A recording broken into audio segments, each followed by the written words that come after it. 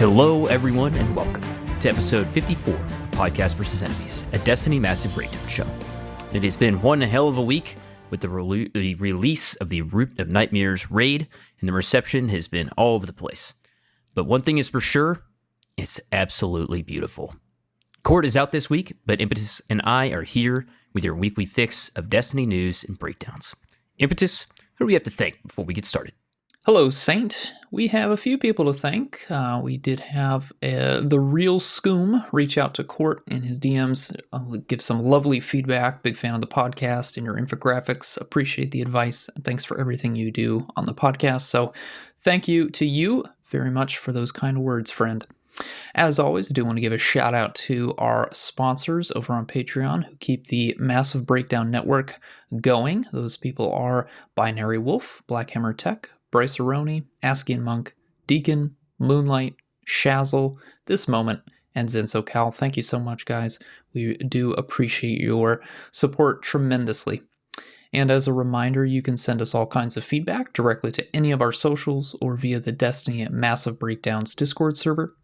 Positive, critical, and constructive feedback helps with the trajectory of the show and how we present and break down builds, activities, and much more in the PvE sandbox for all kinds of Destiny players. So please do not hesitate to reach out if you've got any questions or ideas.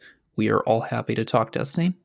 And speaking of reviews, we do use Chartable to aggregate those, and it may take some time for these to appear in our feed if you are from a non-US country. So if you would like to get a thank you or noticed a bit earlier, you can send your review to any of our socials directly. And of course, we do want to extend a special thank you and appreciation to everyone that supports PvE, whether that is downloading and listening to our show, discussing it in the Discord server, or supporting us via Patreon. If you want to know more about our Patreon, you can visit DestinyMassiveBreakdowns.com and click the link to the Patreon. You'll get access to a members-only Discord server channel, behind-the-scenes info, and input on the future of the show, plus access to our legendary annual merch drop. You can also check out our sibling podcast that dives deep into the PvP sandbox, Destiny Massive Breakdowns with Illphysics and Lego LaFlash. All right, Saint, what are we covering in today's episode? Today, we're going to be jumping into our first impressions of the new raid. We're going to be covering the TWAB from March 9th, and then we're also going to be breaking down all the new Neomuna destination weapons, those that you can craft, those that you can't, where to get them, what's worth your time. First, we'll jump into our last week in Destiny, and I think you guys know where this one is going. I'll start off for Court, since Court is out this week. He's been busy making some builds for all the new elements with our mods and stuff like that, farming some Defiance weapons, some of these Neomuna weapons that we'll be talking about today, and he got his day one Root of Nightmares clear. So congrats, Court, and looking forward to getting back together next week. Impetus, how about you, man? I also did a day one Root of Nightmares clear with my raid team of Clearlove, Jar, Schrodinger, Sheathsaw, and Slide. Shout out to the homies. Teamed challenge mode is what we call ourselves. We finished in 11 hours and 47 minutes, about 7,000th in the world, 6,800 to be a little bit more exact there. So that felt great. That was our first one for all of us except for Jar. He did get a King's Fall clear day one. So very excited for that. Loved it. Had a great time. Going a little bit further back in the week, though, did start the campaign on my Titan. I'm about halfway done with that. Wanted to finish up grabbing all the fragments on Strand for my Hunter before I jumped over to Titan and worked on that grind. And then, kept going through the seasonal grind, grabbing a few red borders. So I think I'll finish, or, RNG willing, I should finish several crafting patterns for seasonal weapons next week, just going through and grabbing the powerfuls there. So looking forward to working with those and seeing what's good on that. How about yourself, sir? Yeah, I did the day two raid, I watched the world's first, and that whole just crazy race as that was going on, and it was kind of fun, honestly. It's the first time I've just strictly watched a raid in like years, so it's fun to engage with that, even if the race was shorter than some of the other ones, which we'll talk more about in just a second.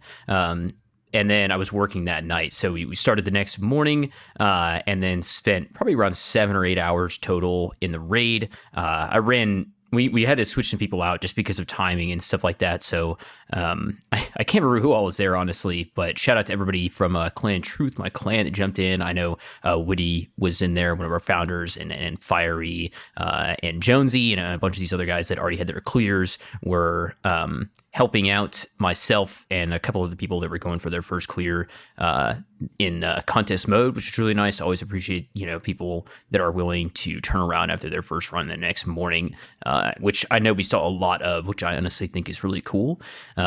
Seeing people sherping others to get their first contest mode clear is definitely kind of the thing that builds somebody up into wanting to go with their own team into a contest mode raid, fresh 6 months from now, or 2 or 3 seasons from now, whatever that is. And then I got my first new sword, right? And some of these, you guys have probably been seeing these class swords are coming back into the game, and I got a few drops of that, which I've really been, I love Throne Cleaver and all that stuff. Just the heavy attack is like the most Titan thing ever, and I really love those. And that thing's got incandescent on it now. I'm actually not sure what the full perk pool is because it was classified in the API for a while, but I know there's some really fun traits on those swords, which I really enjoy. And machine guns, man. Oh my good Lord. Machine guns were like a dominant part of the meta in this raid. And that was just wild to see. And I really enjoyed, just kind of being reinforced that the machine gun buff that they got with the reserves and the slight damage buff really was enough to push them up into the meta, and this raid was definitive proof of that. So speaking of that, let's jump in. Impetus, you want to kick us off with some stats here? Yes, for the Root of Nightmares contest mode. So, if you're probably on Destiny social media, you've maybe seen some people make a big deal out of this, but we had a 48-hour window for contest mode, just wrapped up earlier today as of this recording a few hours ago. So as of that point, we've had 45,000 plus team completions. In the first 24 hours, we had 17,451 teams clear the raid. We are looking at character completion values of over 270,000. Again, that could be for same account, but those are the character completions. Our world's first time, shout out to Team Hard in the Paint for that, is 2 hours, 25 minutes, and 49 seconds. That is the third fastest world's first time, behind Scourge of the Past and Eater of Worlds. A lot has been made of this. We've got an image here of some of the clears from a lot of our earlier raids here. But suffice to say, these numbers do blow all of the clears and accounts for previous raids out of the water by a massive margin, which I think was to be expected, right? 48 hours, of course, very short leveling grind. I mean, you did the legendary campaign for Lightfall. You were really close to what you needed to be. The recommended power here was 1780. I cleared that threshold, maybe 5 days in advance before this past Friday. So not even a concern for me. I know some people were getting it even in the first week of the expansion being out. So that definitely contributed to it. But then also, of course, the strats being available on that day too. I know you, Saint, obviously had some experience with. You play tested the raid, but then also you were seeing some pretty crazy stuff as you were watching the raid that day one. So you had a pretty good idea of what everyone was using for the boss fights for the raid. So it definitely it's a unique, different situation than what we've had for those prior contest modes, but. I think the huge number of clears is great. We've been saying for so long on the show and before then that if you want to get better raids and dungeons, you got to get more people raiding and dungeoneering. So I hope that Bungie looks at the massive number of team completions for both 24 hours and 48 hours and says, all right, you guys want some challenge? Let's get some challenge, I still think the raid is fantastic. I know you love the raid. It's absolutely gorgeous. I love the boss mechanics. I mean, Nezarec himself, the final boss, he's moving and schmoving. He's acrobating, doing flips over my head while I'm trying to trying to deal damage to him. He's definitely the most mobile boss by a comfortable margin compared to Rolk with what he is doing. He can suppress you, right? I mean, you got to really be on your toes during the damage phase and outside of the damage phase. So I do think this is going to be a very fun raid. I definitely want to try it on master difficulty. I haven't gone in on the normal mode yet, hoping to get a clear in maybe a little bit later today or tomorrow. So I'm sure he won't be too much of a challenge. You know, that's typically just how things work with all of the bosses. They're not quite as brutal once we get to the normal mode. But yeah, master difficulty. I'm very curious to see how he plays out on that difficulty compared to how he felt a few days ago. Yeah, and I think the contest mode is kind of like a legend tier, right?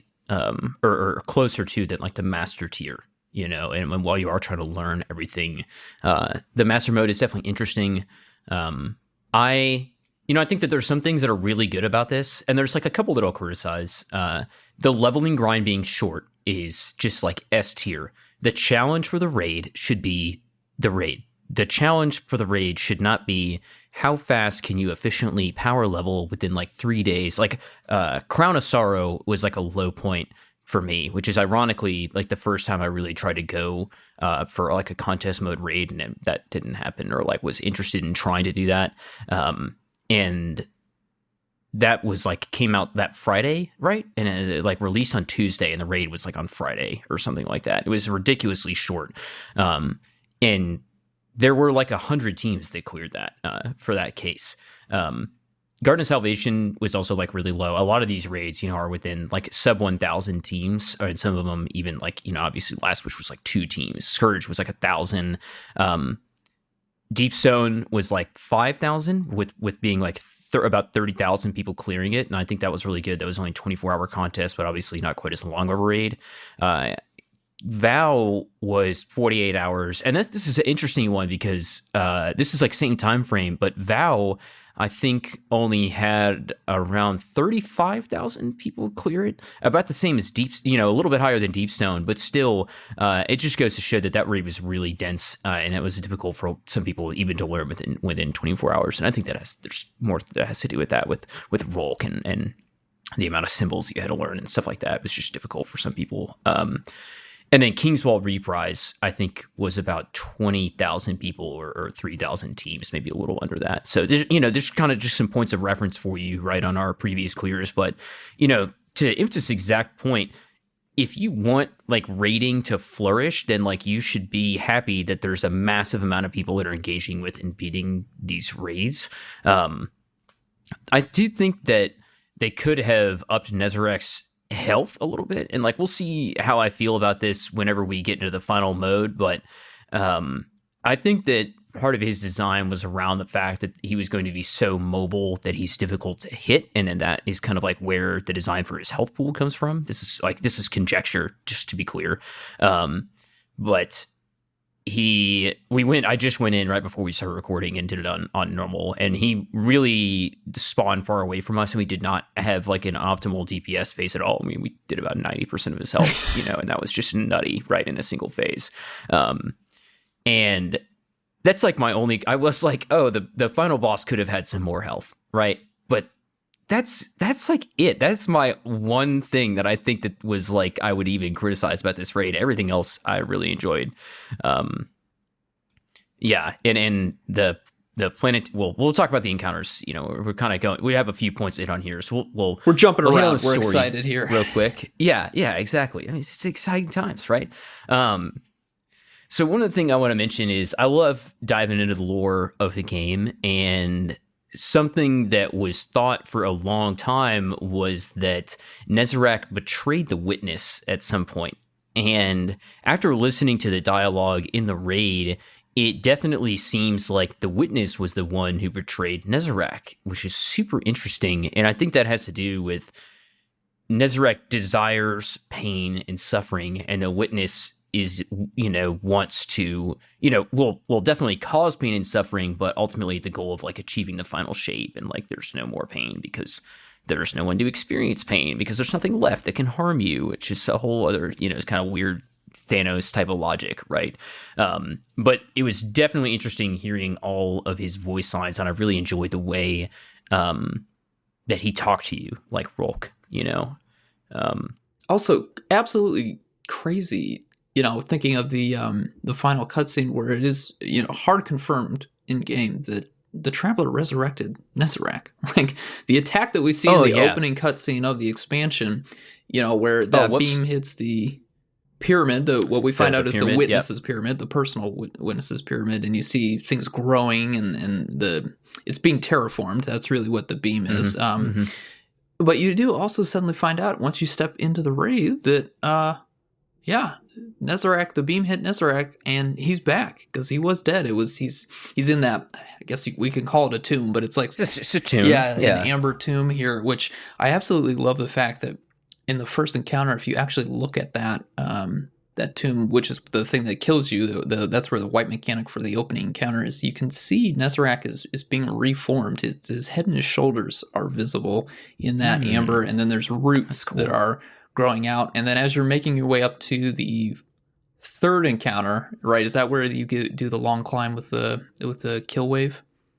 Or is that in between third and fourth? That's kind of like Is that the halfway point of the raid? I can't remember. I want to say it's halfway. I want to say it's on your way to the third encounter. If you'll need a sniper rifle for this, but if you scope into the amber tomb, which is where the white mechanic for that part is coming from, you can see that Nezarec is actually halfway built. Like it's his legs that are now just the roots, but he's got a torso forming, which I absolutely love. I've been seeing some screenshots of people kind of poking around, taking a look at things. Sounds weird, dude. But he's actually being, I don't know what the right word is, grown as a result of the Traveler's attack. So that by the time you do get back to the final encounter, he's fully formed, and that's when he shatters out of his tomb. Which, the lore is just downright freaky, right? He's a freaky character, and then also the fact that the Witness has resurrected Nezarec is crazy. And then we kill him immediately. Poor guy, but he probably wanted that. I don't know. Dude, put that thing back where it came from. Or so help me. All right.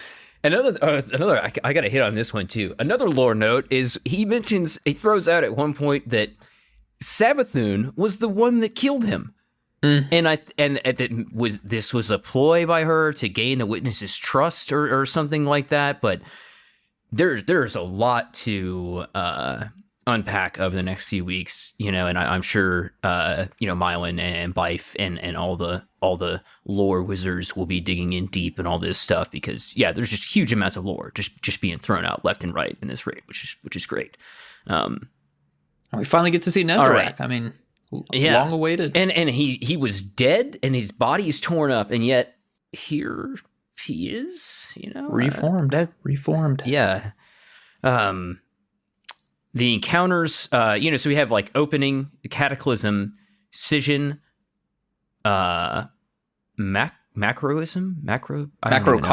Yeah, I think macrocosm, and then Nezarec himself, right? Real quick, just like what do you think about the encounters? What were your favorites? What were your least favorite spots? So I had Twitch Rivals open on my phone because I was trying to get the that one emblem from watching for 2 hours, and I happened to glimpse at it after we beat the first encounter, the Cataclysm encounter, and I saw that at that point, Hard in the Paint had already progressed to the third encounter, and my first response to that was like, what kind of weak boss, or what cheese were they doing to the boss in the second encounter that they are already on the third? I then would very shortly find out that there isn't actually a boss encounter in the second in Schism, that actually we have 2 puzzle encounters and then 2 boss fights, which, it's the first time we've had that kind of a structure for our 4 encounter raids that Bungie's kind of followed for recent new raids. So very, very interested to see the back-to-back boss fights, with the second one being the final encounter of the raid. So I did like that twist. It makes me wonder if we'll ever get an opening boss fight at that point, and then have two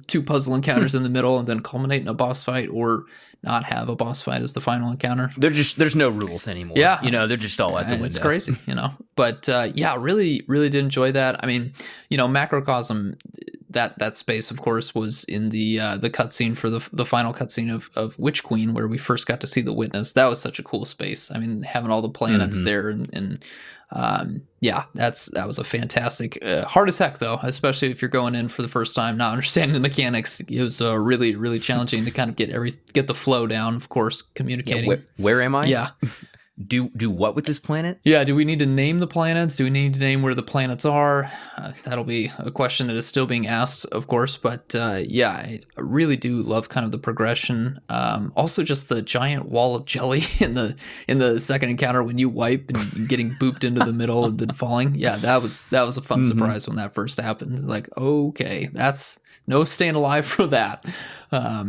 Yeah, I mean, I think the encounters, aside from the boss fight, I think the puzzles, while they're not at the vow level of complexity, they're still appropriate. Like, they're fun and they're fast, and that's, I still think, just as important to nail down if you're not going to go for the complexity again that vow had, which is also a certain kind of enjoyment. There's a huge range of what a raid can succeed at, and I struggle to think of a specific encounter or even a raid that like just misses the mark entirely. I feel like they always hit on at least one of those points and do it well, whether it's fun, whether it's fast, whether it's challenging, whether there's a lot of boss fights. Every raid seems to hit one of those points and really nail it well. So I don't think Bungie really has failed in that sense for any of the raids, to be honest. Yeah, I mean, it's hard for the third encounter not to just be an absolute highlight, right? You're in this room that is like the Witness's like it's control room or some, I'm not exactly sure what the lore is there. Yeah, but it's such a meaningful space lore wise, and it's something that's been in our minds for so long. Yeah, I absolutely love that space. I was so glad to see. This is something I wanted to say the other day when we were talking about this. But there's tormentors in the raid. You start off the encounter and you're having to kill tormentors. Love to see that. Honestly, I would have. I get that they don't want to super overdo it, but it would have been nice to have them even in the third encounter to have maybe a tormentor showing up instead of just the Colossus. I do like the look of the third encounter boss. Has this really strange look to him for a Cabal, right? Very out of the ordinary for their typical armor, which is cool. But yeah, really happy to see the tormentors. And yeah, it's just beautiful overall. My biggest complaint about the mechanics was that in the second encounter, several times during contest and just our non-contest mode right before we were recording this were where we would complete the chains on both sides. And I think that there is some kind of a bug where if you complete the chains in too close of a succession within each other or right at the same time, it can bug out the buff that you're supposed to gain at the very end to defeat that group of enemies to progress to the next level. So we had probably 5 or 6 different times throughout my few clears where we were making it to maybe the second level, and then we were completing them too close together, and then we would just be standing there looking at the enemies, and you can't pick up the buff again. But I'm sure that's just a bug, and honestly, that's my one complaint about the mechanics, is that there was just a way that you could bug it out and kind of get stuck there, which I'm sure we are definitely not the only people that have run into that or that ran into that at one point or another. And speaking of bugs, no roughness, right? You started that raid up and we were in, didn't have any issues. Oh, yeah. No contacting Destiny 2 servers, no error codes, nothing at all. And I didn't see anyone posting anything about it either. So huge props to Bungie for getting that done, right? Large volume of people going in, as we just talked about. And yeah, servers were stable. Huge, absolutely huge. Congrats to the team for pulling that off. I know that must have been hugely stressful for the Bungie team. Oh, yeah. Especially with some network stuff. I don't know exactly, we're not network engineers, right? We don't know what was going on, but there are some server issues just like a few days prior where the game was offline for an evening and people were like, oh no, here we go again. And yeah, to see none of that is awesome. Last thing I'll say is the way that people were able to brute force Nezarec in the final boss room. was kind of interesting, and it reminded me a lot of like 4-bomb strat from Taniks on day one, which again, like I remember doing this for the first time at Deep Stone, and my team and I thought that 4-bomb was just like the way that you were supposed to do the raid. And a lot of people think that just the running the chains, like you just need to be fast when there is a mechanic that will allow you to stay safe, akin to the jumping puzzle. And I think that if they really wanted to push that, they would have intertwined the nodes that you need to connect like across the room, right? Because if you need it similar to like Encounter 2, right? Because if they really wanted you to be relying on kind of like the stun mechanic or the survival mechanic, they could have made these puzzle chains longer, right? And that was like, that was just not the decision. And I definitely, think that this is like foreseen, right? This is not like a crazy thing that happened that nobody saw coming. And I'm not, I'm not a raid designer, and I don't know this for sure, but I think the idea is to offer a like slower, safer method and then a like faster, riskier method. Again, just like 4-bomb, we've seen this before. Who knows if that's the reality of what the situation is. But yeah, I've just heard a lot of discourse on that, so I thought it'd be good to just throw something out there on the chains real quick. Yeah, my team was relying a lot on that mechanic. We figured it out. We had only one person on each side running the mechanic, and then had a lot of people doing ad clear, just really to get heavy, and then also to build up super energy, because we were struggling with damage phases, because we had a bunch of different types of weapons. I was on Starfire Warlock, so I had a demo rocket on. I wasn't really making use of a machine gun because it was actually hurting my DPS to do that. So we're switching things up, making sure that the people running well were getting their super energy back for each damage phase in between. Obviously there were other teams that were doing 2 people per side, just doing the mechanics so that you could immediately get to damage phase. But yeah, it's different strategies. That's just how raids work, man. You do what works for your team. Yeah, and we'll talk about this. I'm sure when we do a raid deep dive in the next couple weeks. But I ended up using Thunderlord, and man, that proved to be shockingly effective. Pun not intended. No, you meant it. You meant works. Yeah. It really works. And I think that part of that is because he's so mobile. Like obviously the potential, like if you're looking at theoretical, it's not highest damage potential like output, but the DPS is good, and we'll dive more deep into that and kind of why that option works so well. But let's talk about the loot real quick. There's something I want to talk about the origin trait in just a second. But what are your first impressions on our weapons and armor here from Ron? I got armor all the way up until Nezrak, so I didn't really get much sense of the weaponry. But let me say, speaking as a warlock, I'm pretty pumped with the armor. I didn't get the chest piece, but I cannot wait to get the chest piece. So looks crazy. I know it's probably going to be one of the more polarizing armor sets, I would imagine. But yeah, I mean the coral effect that you get on the robes or for the hunter cloak or for the Titan mark is a really inspired touch. I love how they take shaders. I've been messing around with them now that they're available to see in collections, and yeah, it is definitely an inspired set. Huge props to the art team for armor. It is, you guys nailed it as you always do. The weapons look cool. Definitely love the the stuff that's on it. I don't know what else to call it. They're blocky, they're organic, weirdly organic in some ways and stuff. They're weird. Yeah, they're definitely crazy. They look like they've been terraformed, which I guess is on brand for what the raid is about. So definitely keeping an eye on the auto rifle. I know you're stoked about the shotgun. The trace rifle also caught my eye too for several perks in Column 3. But we'll save some of those more in-depth thoughts for when we do our raid breakdown episode. But what did you want to talk about specifically with the loot? Yeah, so the origin trait is something I've been wanting to talk about for a long time. When I first got to test these weapons and first got to test the raid, after we went through the raid, I got basically just a full set of weapons because, like, when you're testing the game, rules are guidelines, and you can kind of just pull any weapon from collections, basically, which is great. And I remember seeing these weapons, and they had a version of this origin trait where whenever you had multiple weapons in the set, you were gaining increased reload speed and handling. And I went to Chris Proctor, and I was like, hey, I love this. I like the armor set bonuses, right, for like reputation, and I would love to see even more of that. And I think this weapon set bonus is awesome and like a really cool innovation and headed in a really cool like kind of RPG like direction. But I just don't think that this offers like a ton of value in PvE aside from like maybe hot swapping. And Chris was like, well, what would provide meaningful benefit to you?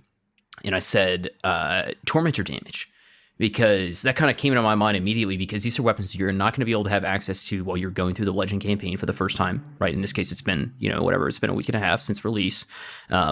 But you would be able to turn back around and go back through the raid. So like it's providing a little bit of benefit to you, because I knew there was Tormentors in the raid, right? So there's like a little bit of benefit there when you're in the opening encounter, right? You're doing extra damage to that Tormentor if you only have like 2 people working on it or whatever. And it's also great for like going back through like taking somebody else through the Legend campaign, or doing like really doing like the really high tier versions, master tier versions of the missions. And Chris was like, okay, all right, yeah, that sounds interesting. And I like logged into the game a week later, and he had taken that idea and taken it even further to not only Tormentors, but Lucent Hive and Guardians and their supers, right? So it just like the feeling of like that I had an impact on the game, the idea that like Chris was willing to just, sit down and like talk to me about it and like take my advice seriously, and then ended up making it even a better version than what my idea was in the first place. So massive shout out to Chris Proctor for just being willing to engage and taking an idea and making it even better on that origin trait. And it feels real cool to feel like even in a very small way to have had impact on one of the traits in the game. That's awesome. That's so cool. Yeah, dude, I've been waiting to talk about that for like 8 months. Okay, I've just been sitting on that, man. But yeah, I think that's all I got for the raid for now. Just any other closing thoughts before we just move on to some TWAB hits and our Neomuna weapons? Man, I'm excited to get more time in there, get some more weapons, get some more armor pieces. We'll obviously get to play around with them and then give our thoughts in our proper episode for Root of Nightmares. So yeah, let's talk about the March 9th TWAB here. We got a few highlights. Did get something in regards to what has been a bit of a controversial topic, the story, the questions that have come with that, when a lot of people were expecting answers. So there was a little paragraph here regarding the story. Lightfall was the kickoff for a year of storytelling. That is from Bungie. Specifically in Season 21, that's next season, there will be a specific quest with Osiris that will reveal more about the nature of the Veil. That was a topic that a lot of players were a little confused about. This will be available to anyone who purchased Lightfall. This quest is evergreen and will never be sunset. So a little something there to look forward to. In addition, this quest will reward a new aspect for each Strand subclass. Now, we knew that we were getting more aspects, of course, as the year progressed, so we now know how we're going to be getting these new aspects. We also know the name for each of these aspects. For Titans, they're getting the, and this word I'm not quite sure how to pronounce, Flechette Storm. Hope I'm not butchering that too much. Hunter will get Threaded Spectre, and Warlock will get the Wanderer. This quest will also reward a certain legendary hand cannon that has been making the rounds in social media. This is the hand cannon that can be seen in some of the Lightfall posters. It's the Hunter is holding it. It's not currently available in the game. It's got a very distinct model, and of course has been the source of much speculation. So that hand cannon will be coming to the game next season through this specific quest that will be mostly Osiris telling us a little bit more about the nature of the Veil, and we'll also get our new Strand aspects from this quest. So there you have it, folks. That's how we're getting our hand cannon and our new Strand aspects. We've also had some Iron Banner date changes as well. So things have been switched around here.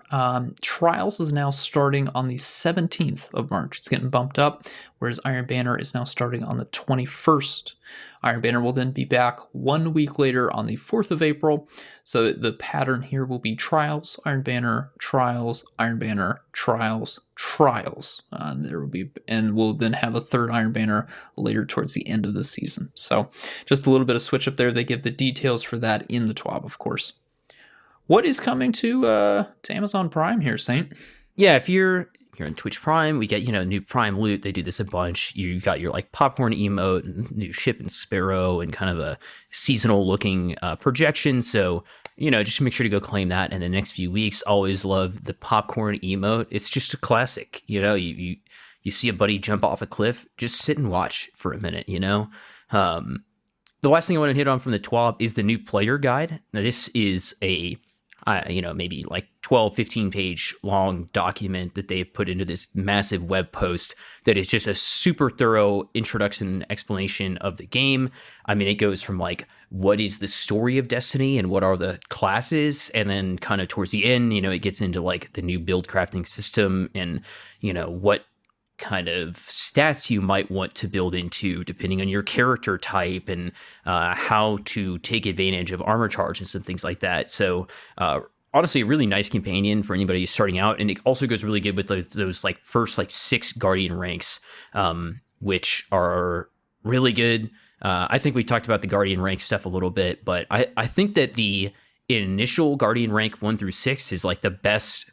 That's probably the best new player on ramp that we may have like ever had in the game, as far as like guiding players through things like step by step, right? It like makes you go to places, you talk to people, you have to equip mods, and it gets you to understand currencies and things like that. So really enjoy that. I honestly think Guardian Ranks overall is a great system, even though some of the requirements can be too high. I don't know if we talked about that last week, but I mean the commendation score requirements would honestly be my only like big point of criticism there. For the like 1,000+ commendation score that you need within like a getting to rank 6, 7, 8 and stuff like that. But honestly, really enjoying that system overall. I agree. Okay, yeah, all right. Guardian ranks, we're getting there on the new player on ramp. Feels good, man. To not introduce somebody to the game and be like, oh, well, if you're just playing by yourself, just work on your Guardian ranks, right? And we'll play later tonight or something like that. And it's a good guide.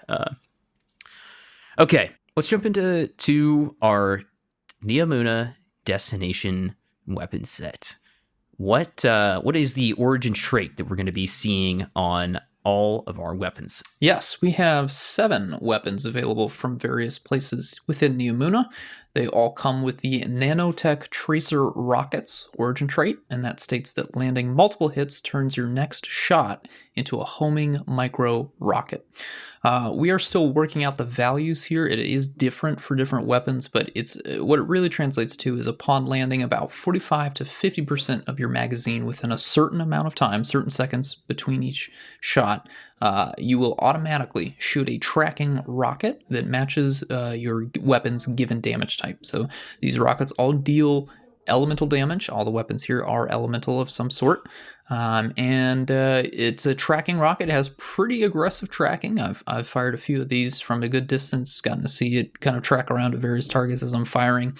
Again, not quite sure on the exact amount of the magazine that you need to fire to proc the rocket, but it will fire it out. It is colored very distinctly to the element of your weapon and deals a fair amount of damage. I think probably the best use for this will be if you're firing at a shield.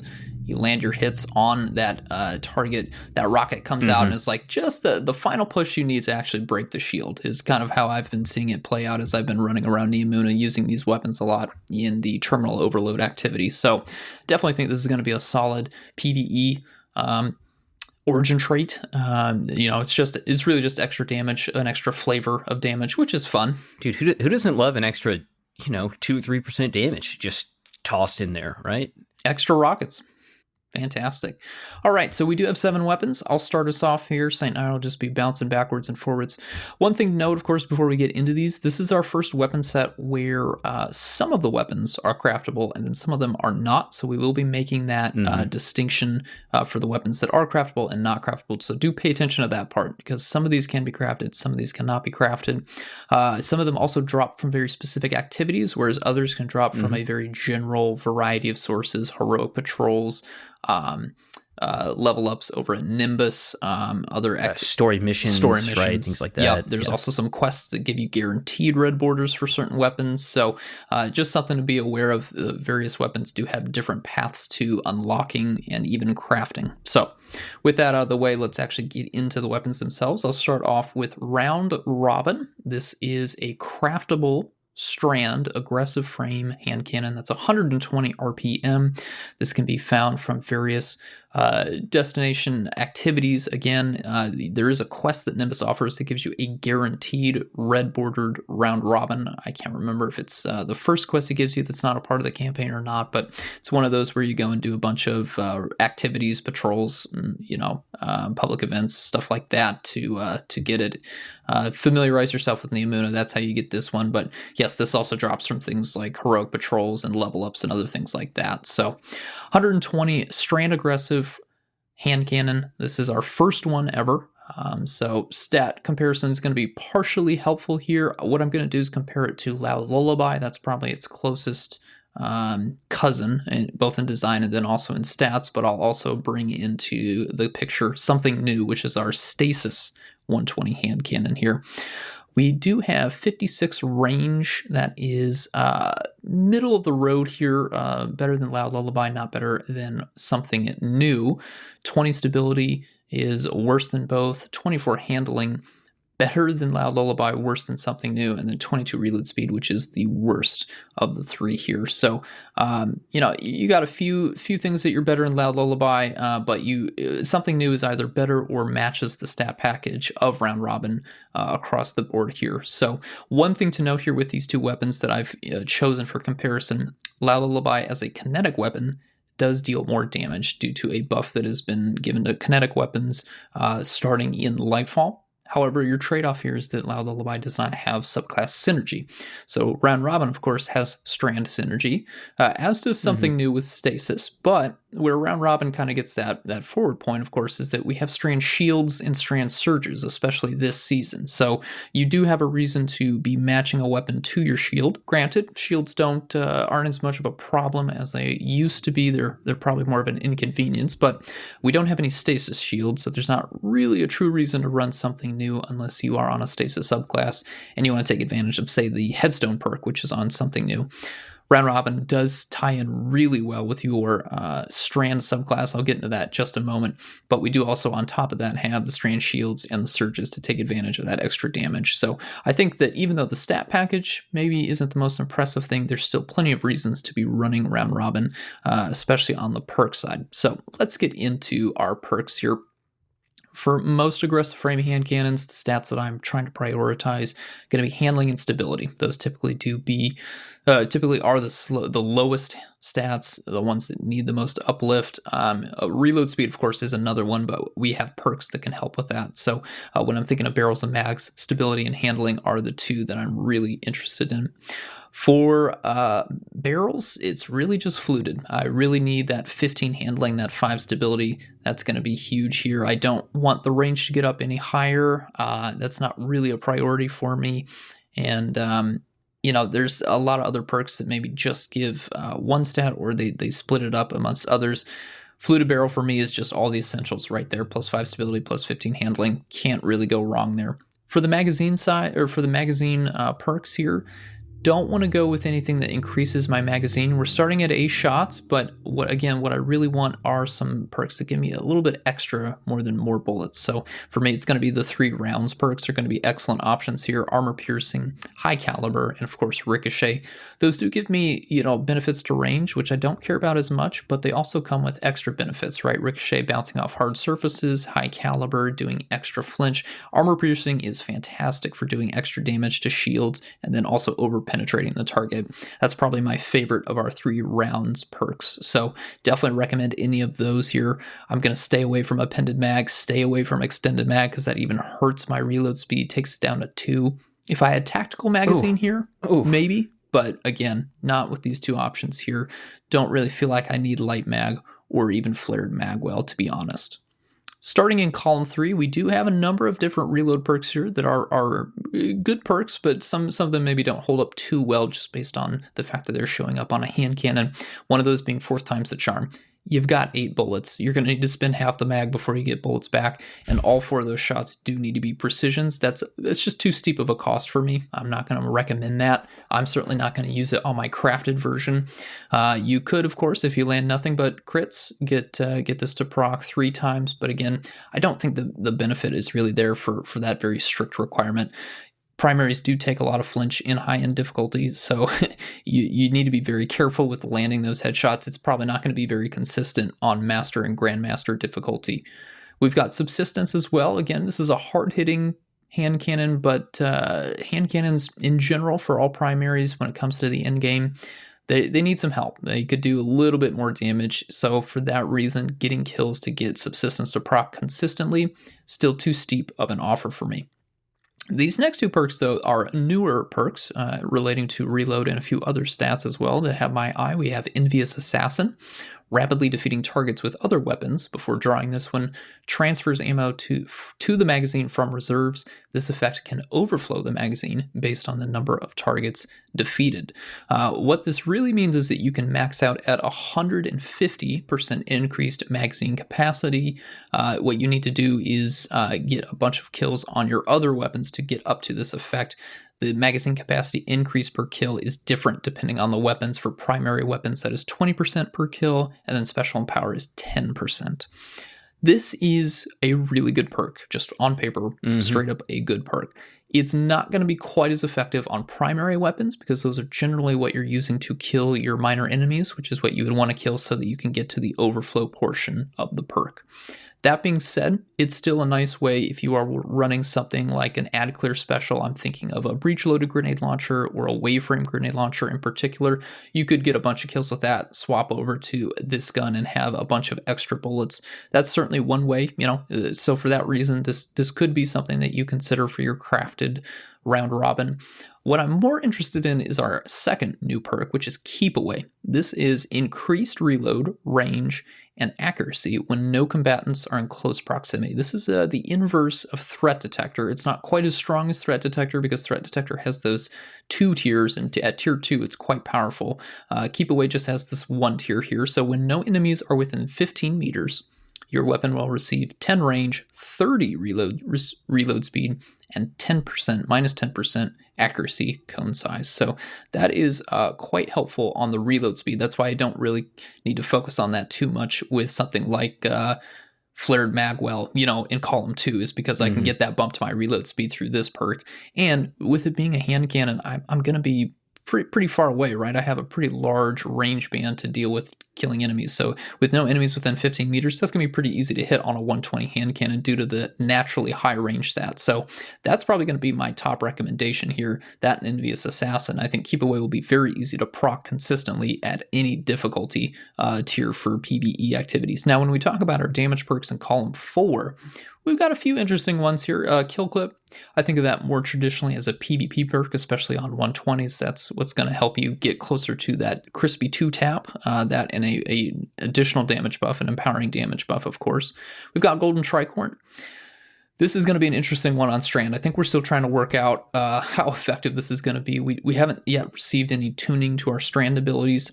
Right now, there are certain lethal Strand abilities. I know some of the melees can be quite powerful. The grapple melee in particular is quite strong. So if we think about trying to get to that ×2, that second level of Golden Tricorn, where you need to get matching grenade or powered melee kills while the buff is active to get that 50% increased damage, it's probably going to have to be a melee kill. The grenades, Threadlings aren't quite as strong. Again, grapple, you need to do the grapple melee, so that's still considered a power melee at that point. And Suspend, of course, you're not going to be killing a lot of enemies with the Suspend grenades. So, sorry, the Shackle grenade, I should say. So for me, I'm struggling to see the value of Golden Tricorn on Strand. I mean, this was also the case with Stasis, right? We know that these Darkness subclasses are more focused on crowd control rather than just straight up lethality, which is what the Light subclasses excel at. So I'm going to kind of recommend against Golden Tricorn. And thankfully, there's a really additional good reason to do that because we have a Strand-specific a Strand Synergy weapon perk here. And it's going to be brand new, absolutely. Hatchling. precision final blows or rapidly defeating targets with a non-precision weapon spawns a threadling at the target's location. This is a great PvE perk, as you might have already guessed. This is fantastic. This has a ton of synergy with any of your fragments that deal with threadlings. Of course, if you're a warlock, we do also have some aspects that help out with that as well. Again, we're still receiving more aspects next season and potentially the season after that. So for the other two subclasses, you might be also getting synergy, but at this point, hatchling is definitely going to favor a lot of warlock builds just naturally because of what we have in our toolkit here. This is going to be a fantastic weapon perk for anyone who wants to run a strand subclass and have a strand weapon as well. So that is going to be my recommendation far and away in column 4. Again, looking at column 3, I think Keep Away will be the most consistent perk to proc. So the recommended role, what I'm going to be crafting on my round robin, will be Keep Away, Hatchling with Fluted Barrel, Ricochet rounds, Masterwork. I'll probably do handling, to be honest, get that stat up even higher so it feels a little bit snappier, and then I'll swap out my mods depending on what the situation calls for. But that will be my recommendation for round robin. We finally have a strand hand cannon, and as far as being the first one, I'm quite happy with it. Saint, how do you feel about our next weapon? Yeah, it's it's honestly you'll see some recurring themes here on new traits and capitalizing on those, which is great to see on a new weapon set. Next up, we have an SMG, another strand weapon, Synchronic Roulette. This is a precision frame SMG, so that's 600 rounds per minute, and unlike round robin, kind of like we just was talking about at the beginning, we have some that are craftable, some that are not. This is a non-craftable weapon. It can only drop from Terminal Overload, and it specifically will drop from the Terminal Overload chest in Liming Harbor. So if you're looking for this weapon, make sure that you're running Terminal Overload when it is in a harbor, and we'll be shouting out the other, kind of the rotations for the weapons and how they line up as we go through. Similarly to the comparison to its competitors, right? We have, it is technically the first of its kind. We do have some similar options, though, Friction Fire, Forensic Nightmare, and Yod, and kind of like we were talking about again, like Impetus was saying, you have this trade-off of I get elemental interaction, but I lose, the bit of the kinetic damage buff. So it's not going to be as strong at base, but there are obviously ways you can build into this and traits that only strand weapons, only stasis weapons are going to have access to that kind of are working to balance out the benefit of why would I not just run a kinetic versus why would I want to run something like Synchronic Roulette. So looking at its base stats versus those few competitors that we just mentioned, it has not a ton of deviation. The variance in this group of weapons, the kinetic slot precision SMGs, is pretty narrow. It has 48 range, which is the worst by 3 points, right? As far as the highest is only 8 points, 9 points higher. So again, not much deviation there. Stability is the best by 1 point at 39. The handling is kind of in the middle at 22, with Enyo actually having the highest. Enyo has a pretty strong stat package. And then 19 reload, best by 1 point. Still not great, but is still best by 1 point. And then 14 zoom, which is slightly lower than Friction Fire and Enyo, which are both at 15, which is part of what makes Enyo such a strong Crucible option, honestly, is that zoom and the way that can capitalize on the range. So not a ton of deviation, pretty solid stat package, even though there's not a lot of variance within this grouping. And this is it feels good to use if you are building into it the right way, even though it doesn't have some of the best base stats right off the gate. There are ways to build into this weapon, or I guess there are ways that this weapon can feel really great with the right combination of traits on it.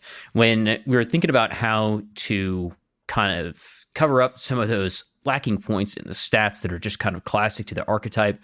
I'm definitely looking at Fluted Barrel. Fluted is going to give that +5 to stability, +15 to handling, and that's going to bring our handling up to 37, stability up to 44, which is going to feel really nice. You can spec into range in this thing. You want to go in with small bore. That can really lean in on Keep Away, which shows up again on this weapon. Keep Away, obviously, your round robin is going to have 30 plus meters of range just off the bat. Our roulette here is not going to be quite as strong. You're looking at about 18 or 19 meters of effective range from base, and you can pump that up a little bit.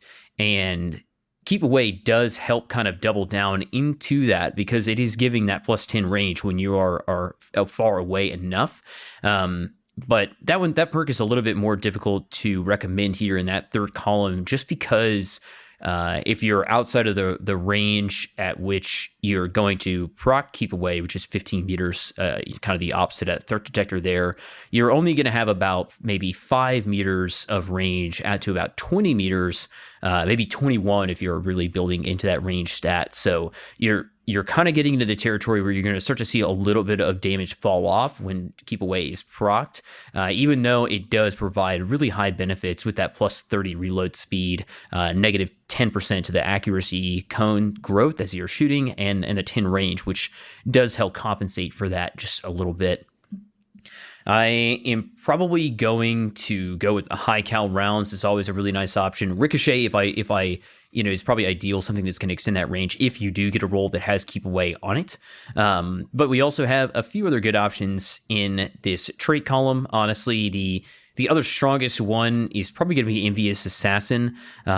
We see some other things like Perfect Float. We got Under Pressure, Slick Draw, Pulse Monitor. I can definitely see some arguments for these being strong in a player versus player sandbox, but Perfect Float is just not a great trait. Under Pressure is just not a super strong trait in the PvE sandbox. So nothing super strong there. Impetus Assassin is definitely going to feel pretty good. And in the final column, you compare that with Target Lock. So that's a pretty strong combo if I'm going to be able to pump my magazine up. Because as you guys will remember, if you want to be hitting that 40% max out for Target Lock, you do need to deal about 110% of the magazine. With Impetus Assassin pumping it up to 150, you're getting into a territory where you can really mow down a target. But this is kind of a strange thing, because at this point, you're getting away from what a primary's role usually should be, which is not necessarily focusing and burning down one target. Obviously, you're going to get in that case sometimes, but or that situation sometimes, but typically, these are not meant for burning down targets. I can definitely see a situation in which, Target Lock is strong if you're just in an activity where all the enemies are so strong, you're at such a high level deficit. Target Lock is a trait that really retains that benefit incredibly well, just like Frenzy, because it is going to activate no matter what, as long as you're staying on target. And that basically starts at around 12% of the magazine landed on target at around a 15% buff, as we said, and then ramping up to a 40% buff at 110% of that magazine. And if you're only able to get about 80%, right, it's going to cap off somewhere at maybe 38% damage increase by the time you get to the end of the magazine, which by all means is still good, just not quite as strong as it could be with something like Impetus Assassin. Rounding out our fourth column, we have Hatchling, we have Cascade Point, and we have Kill Clip. Cascade Point's kind of an interesting one. That's going to be much better on special weapons, right? They're going to be able to benefit from that rate of fire increase. Hatchling is a really nice one. I really enjoy. It's just a fun perk, right? And it can have really strong interactions if you are on one of those Warlock subclasses. Finally, rounding this out, we've got range, maybe reload speed for the masterwork, and definitely a minor spec is going to be looking for here. If I'm able to put together, Impetus Assassin or a Keep Away Hatchling build, could be pretty strong. And another thing I'll say before we move on to some of our other weapons here is there are some fragments, right, for suspension and things like that are really going to specifically work with strand weapons. So while these couple of weapons, we've covered off the bat here, these primaries may not have a super strong, compelling argument based, they're just kind of decent stat packages, decent perk packages. The way that they can interact with some of those exploding a tangle and you suspend targets nearby because it is a strand weapon is really where the benefit is going to be coming in here. So there definitely are places where these are going to be fitting into some builds and some places where I think they could be really strong. Just spawning those hatchlings and being able to interact with those strand fragments. All right, that's pretty much all I got for Synchronic Roulette. If there's anything to add before we move on to our little bit of a spicier weapon here. No, I'm definitely. I mean, this one's going to be in trouble just because of the Immortal SMG that is going to be attainable from Trials. That's also a strand weapon, has much better stats, also has Hatchling. So if you are somebody who does play Trials, I think we'd probably recommend if you want a Hatchling SMG to go for that. But for the rest of the players that maybe aren't able to go grab an adept version of that SMG or don't even want to go play Trials at all, Synchronic Roulette's definitely going to be your pick there.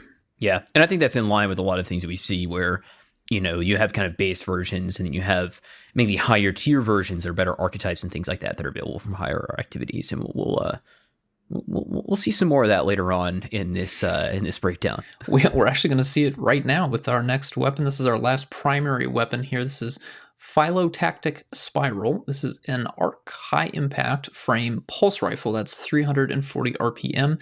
This is craftable. It drops from sources across Neomuna as we've listed before with Round Robin. The frame bonus for high impact, that's going to be a -20 accuracy cone size and a -17% accuracy cone growth when moving below 2.8 meters per second and ADS. So you do want to be aiming down sights for this, but thankfully there's a lot of good reasons to do that. This is our first arc high impact since sunsetting took place. So I'm going to be comparing it with Premonition, which is Void high impact, and Stars and Shadow, which is our solar high impact here. Comparing it to those two, we've got a range band of 58. That is the lowest compared to the other two. 44 stability, that is the highest. 26 handling, which is tied for highest, and 32 reload speed, which is lowest. So statistically, kind of middle of the road. There's some good things, there's some bad things, but this does have quite solid perks, and of course craftability, which I think will help this gun out a lot here. For the barrels, due to the way that stats are kind of arranged for high impact pulse rifles, I'm very much of a personal preference when it comes to picking the stat that you want to focus on. I think a lot of people will probably want to look at the handling, as that's the lowest of the big four there, and maybe want to work on that. So fluted barrel would probably be your best bet there. Get a little bump to the stability. Again, with the fact that you get more accurate when you're stationary or moving slowly and you're aiming down sights, I find that I don't need to touch the stability stat, but if you want to, you're more than welcome. You could even push the range out further if you so desire, and there's plenty of different barrels there to help with that. Or if you want to take the route of going for something like small bore corkscrew, which just gives those smaller bumps to a bunch of different stats, I think that totally makes sense for a high impact. They tend to feel pretty good here, and there's some ways to make them feel a little bit snappier in the actual weapon perks themselves in columns 3 and 4. For column number 2, I'm probably going to recommend the same rounds perks as I did for Round Robin. Armor Piercing is going to be really nice, especially this season since we have Anti-Barrier Pulse Rifle. Get to do an extra damage to the barrier on those champions. You do have high caliber rounds as well for extra flinch ricochet rounds for going off of surface. That can also be quite useful in PvE as well if you'd like. Starting in column 3, we've got not a lot of great PvE options. You do have two very solid ones for certain synergies, if you'd like. I'd say that we'll start with the most general one, which is going to be Keep Away. Again, makes a lot of sense on a pulse rifle and a scout rifle. Those are typically longer range primary weapons here.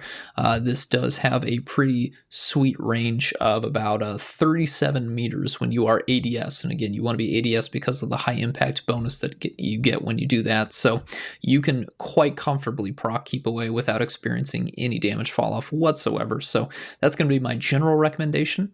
If we're looking towards column 4 and trying to think of some perks that we want to synergize, Compulsive Reloader is also available here in column 3.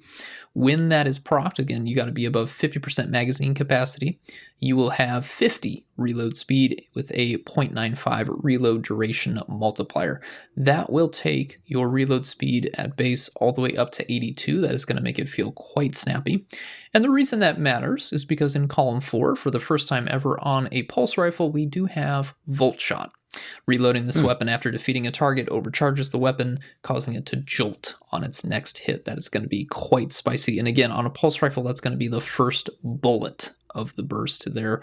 But that, again, Volt Shot, incredibly strong perk. I think it's pretty obvious. We've sung its praises time and time again since it first came out last year. Going to be very nice. Having Compulsive Reloader in column 3 does make that a very achievable perk to get. So if you're thinking about having an ARC 3.0 pulse rifle, having that synergy there, my recommendation is going to be Compulsive Reloader and Volt Shot. If you're somebody that doesn't have a lot of interest in Volt Shot, maybe you don't like Compulsive Reloader and the fact that you have to constantly reload, there is a much more general damage perk, a quite excellent option in Frenzy. So I think a role in that case for you, if you're that kind of a player, would be Keep Away Frenzy. That's going to be a very solid kind of workhorse PvE pulse rifle for the ARC Persuasion. That being said, there is another ARC pulse rifle that I do want to talk about. Of course, the Insidious pulse rifle, the aggressive burst. That is from Val the Disciple. If you do have access to that, I think then Phylotactic Spiral's only interest to you would probably be Volt Shot. So again, just something to be considering when you look at what weapons you might already have versus what weapons you want to go chase. I would probably still point a lot of players who are able to raid towards Insidious. That just has an excellent perk pool for PvE. There are so many different combinations there that, I have gotten a ton of use out of that. I'm probably going to continue to use Insidious as my anti-barrier primary weapon of choice this season, despite the fact that Phylotactic is new and craftable and has Volt Shot, just because Insidious is such a workhorse weapon. Even though pulse rifles do need a lot of help, I have found that Insidious needs the least amount of help due to the fact that it's an aggressive burst and just flinches like you wouldn't believe. So again, if you're not somebody who's able to raid, no worries. This pulse rifle Phylotactic Spiral is here for you. It is craftable. You've got two really, really solid combos here. That ARC 3.0 synergy, Compulsive Reloader, Volt Shot, and then that more general workhorse per combo of Keep Away and Frenzy. So those are my two recommendations there. That is the end of our primary weapons here for Neomuna Destination. Saint, what can you tell us about our first special weapon? It's a lot of fun, honestly, and that's a good thing to say. It's not meta, but it is a lot of fun. I'm talking about the Basso Ostinato.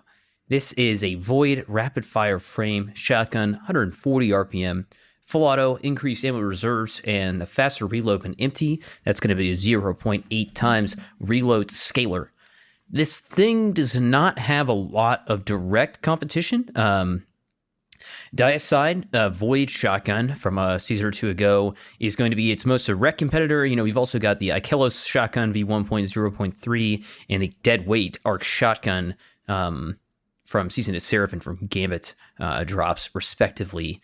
The stat bands on these weapons are also, pretty close. They're typically going to be really fast reload, pretty good handling, and lower range and stability, which is that's what we're going to see here. 26 range, 27 stability. The range is pretty low, but the functional range band is pretty compressed in these weapons, just like the stat bands. And when I say range band, with effectiveness in mind, what we're talking about is what does a single point of range equate to when I am actually using this weapon, right? So how many meters am I going to get for every 10 points of range that I add? And in this case, you're looking at maybe half a meter for every 10 points of range or something like that. And with a rapid fire frame shotgun that is going to have such high recoil, the range really is not a super important stat because you're going to be just jumping right up close and personal with these enemies and just trying to shred out damage. So nothing great there, but honestly, the stats aren't super important. We do have 40 handling, which is second best the Ikelos in this comparison, even though that is slightly out of its archetype strictly there with being a solar shotgun. And then 63 reload, which is tied with Diacide again, and then second overall to Deadweight, which has 64 that arc rapid fire frame. So Overall, it's got a just slightly stronger stat package than its competitor, I would say, and kind of middle of the pack for your rapid fire frame shotguns.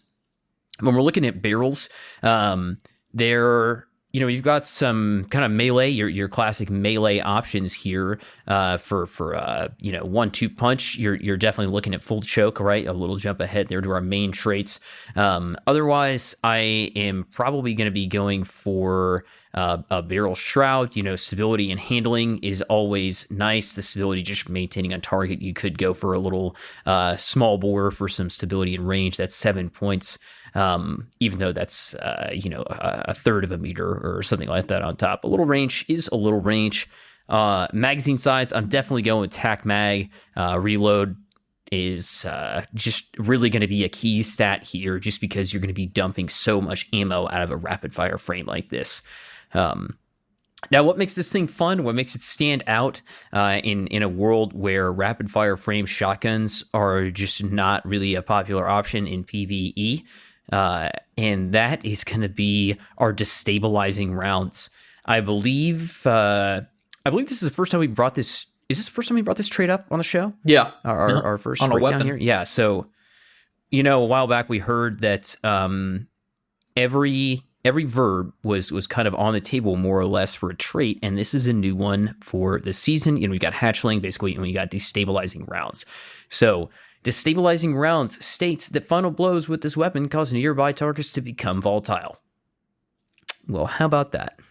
This is a weapon that honestly is usually seen for like burst DPS or something like that, but being able to clear out a group of enemies, especially using something like a controlled demo, right, where I'm getting health back, allows you to just be right up into the mix, and maybe some void weapon surges on your boots is really what's going to take this up a notch. To pair with that, if we're looking back at column 3, we also have a trait that we've been talking about a bunch in this episode, Envious Assassin, right? And this is going to be pretty nice for dumping out some ammo if you want to crank that mag up, get I think 10 or 11 is the max for shots in the mag, but you can really get a lot in there with a base of 7. In that column as well, we also have Lead from Gold, Grave Robber, and Perpetual Motion. Lead from Gold, I think, is a particularly strong option, especially if you're going to be running another weapon in your first column that is using special ammo, something like a blinding GL. You're throwing a blinding GL shot out there, you're jumping in the mix, you're going to be blowing things up. Or if you just want to have a lot of ammo, maybe you're using Bricks from Beyond, right? And you have a lot of heavy ammo on the map or something like that, and you can have really high uptime with this thing. Lead from Gold can really contribute to being able to use the shotgun a lot. And then Grave Robber is really going to pair nicely with the final perks I'll shout out in column 4 being Trench Barrel and 1-2 Punch. These are kind of our classic options here, so to say. Trench Barrel is going to give, pretty solid damage buff of up 50%, and that's going to last for 3 shots. So if you're jumping in there, Grave Robber or Trench Barrel, punching down adds, burning up ammo is going to be really effective. 1-2 Punch is absolutely a classic. There's a lot of weapons that have 1-2 Punch on and available. It's still a great shotgun perk because of the way that it interacts with that plus 100% increase in melee damage, or 40 or 50% increase in the powered melee. Either way, really, really strong options there. When we're looking for our kind of round out our weapon here, it's reload and handling. It's probably what I'm looking for on the masterwork. And then I'm probably putting a major spec on here for some burning down. I should mention also that this weapon is not craftable, and it is another terminal overload special coming from Ahimsa Park. Now, this is, again, the idea of you want to go and farm the specific terminal overload on that day if you are looking for the Basso Ostinato shotgun. And again, looking back on our builds, my number one build, I'm probably looking for Envious Assassin or Lead from Gold with the destabilizing rounds. It's just a lot of fun. You jump in there, you blow up things. There's void explosions going over the place. Even if you don't have you don't have volatile flow procced up yet, it's going to proc no matter what. And I think that will become even more valuable as we go maybe into the next season, where volatile flow is no longer on the artifact. And then, of course, Grave Robber, Trench Barrel, and 1-2 Punch, those combo all together very nicely.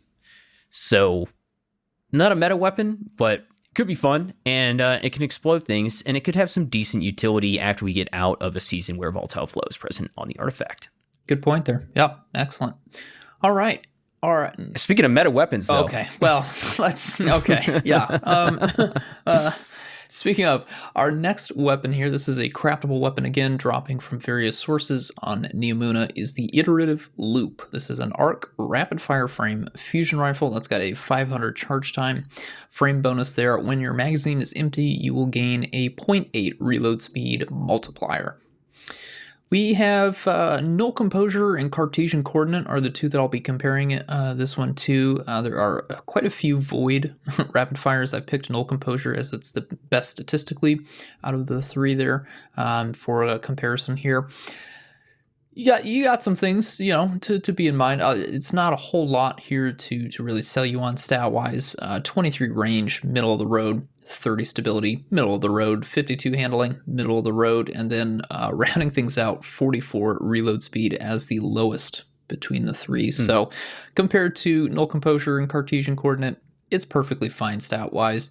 However, what I really do think should be something worth mentioning is this is the easiest arc fusion rifle to acquire. We've got some other ones, some definite heavy hitters. It's a competitive field for sure. You've got Plug 1.1 and Impetus Reckoning from King's Fall. Those both have adept versions. Plug 1 is... I guess, is it now? It's now back. The regular version is now back to be purchased at Zavala, but it used to be an old Nightfall weapon. So yeah, you can go focus that now. Yeah, you can right? for the non-adept version, I believe. Actually, no, can you farm for the adept? I can't remember off the top of my head. It used to have an adept version that dropped from Nightfalls. The regular version is definitely something that you can purchase random rolls of at Zavala, and then Midas Reckoning, of course, can be acquired, crafted, and also you can get an adept version of that from the King's Fall raid. They both have solid perk pools. Iterative Loop does too, but it is, of course, much easier to acquire as you do not need to go spend a bunch of Vanguard engrams or go play a raid. So that's what I wanted to bring up here. I still think it deserves a shout out. Let's talk about our barrels and magazines here. For rapid fires, there is one stat that I care about the most in improving. That is the recoil direction. We are sitting at a base recoil of 47 on Iterative Loop. So for me, when I'm thinking about what barrel I'm going to craft on mine, Arrowhead Break. That is the one and only stat that I care about. That'll take you up to 77, much more vertical. Again, you've got 9 bolts here for a rapid fire. I like to get those grouped up as much as possible. Don't want the spread here, as that's what prevents me from getting those one burst kills, which is super frustrating to have as a special weapon. You'll also get a little bit of a handling bump, which is always appreciated. For our batteries, that's our magazine here for a fusion rifle. I am very much an enhanced battery person. I know that's definitely the choice for linear fusion rifles. Some players do alternate for accelerated coils or liquid coils when it comes to just regular fusion rifles. I'm enhanced battery all the way. Give me that extra shot. I greatly appreciate it. That can be very nice, especially for some major enemies on higher difficulties. Getting that extra bullet to melt them down, to burst them down is very appreciative. So that's where I will recommend. But again, I think accelerated coils, liquid coils are perfectly fine. All options if you want to go there. If you want to go with some of the other options to get some of the stats up, again, you've got projection fuse for extra range. That's not a terrible option either. Particle repeater gives you some stability. I will stay away from ionized battery. That does hurt your reload speed, cuts it in half. Definitely not a fan of that. So I think you could kind of go personal preference here, but for me, enhanced battery has the most benefit over the most number of activities. Looking at column 3 here, we've got Lead from Gold. Again, great perk, especially in the end game. Picking up heavy ammo, you get special ammo as well. And then compulsive reloader returns. And again, whenever I see compulsive reloader, I want to look in column 4 to see if there's a perk that can maximize off that, because otherwise I don't really care about compulsive reloader. And of course, in column 4, we do find Volt Shot. This is our first arc fusion rifle with Volt Shot. This cannot be found on Midas Reckoning, so definitely a unique pickup here. We do also have some other options. You've got Adrenaline Junkie as well, Demo in column 4. Demo's an excellent perk, one of the best perks in the game, but I'm not a huge fan of it in column 4 when it has to go up against other damage perks, especially like Volt Shot, so not going to recommend it there.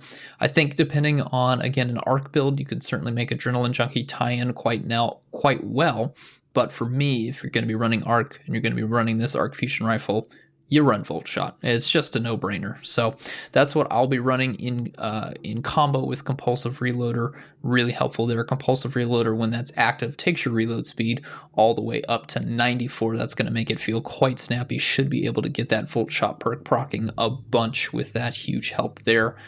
You could even max it all the way out to 100 if you want to throw a reload speed masterwork on there, but you're only taking advantage of 6 of your 10 points. So, that's something to consider there. But that is the combo for me. That is going to be quite solid. A nice Arc 3.0 synergy perk there. Now, worth pointing out, of course, that Plug 1 and Midas both had Reservoir Burst on there. It kind of feels a similar role. If you liked either one of those and you don't quite want to make the jump over to Volt Shot, I could understand that, but Volt Shot is a very powerful perk, and again, with Arc 3.0, you get some extra synergy with some fragments and stuff like that, so that can be quite huge. It just depends on your setup, but for me, the best role for Iterative Loop is going to be Compulsive Reloader Volt Shot by a hefty margin there.